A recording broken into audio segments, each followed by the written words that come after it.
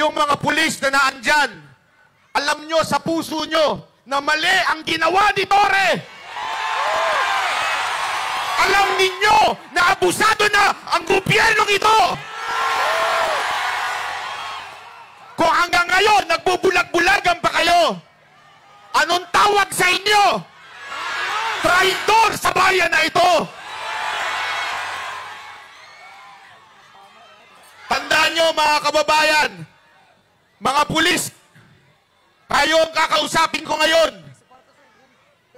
Sinasabi nila na hindi applicable yung Article 59. Mali po yun. Bakit? Ginamit nila ang Article 7 para hulihin si Pangulong Duterte.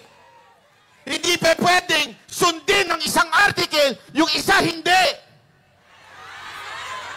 Kahit ang Biblia sinabi yan. Tandaan nyo sa James 2 verse 10, basahin nyo.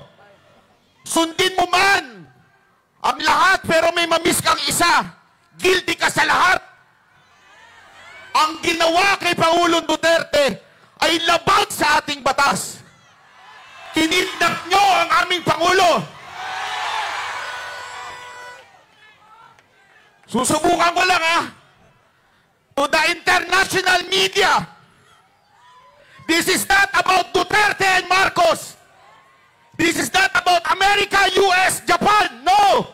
This is about humanity. They kidnap our president. What will you do?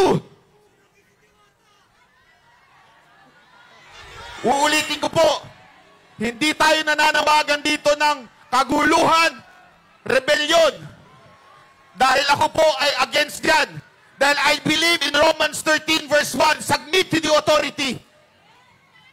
Pero, kailangan natin ilabas ang sama ng ating loob dahil yan ay protektado ng ating konstitusyon. Ito ang ginagawa namin ngayon.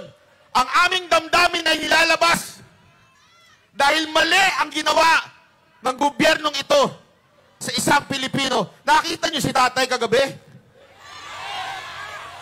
Kung hindi ka nadudurog doon, hindi ka Pilipino.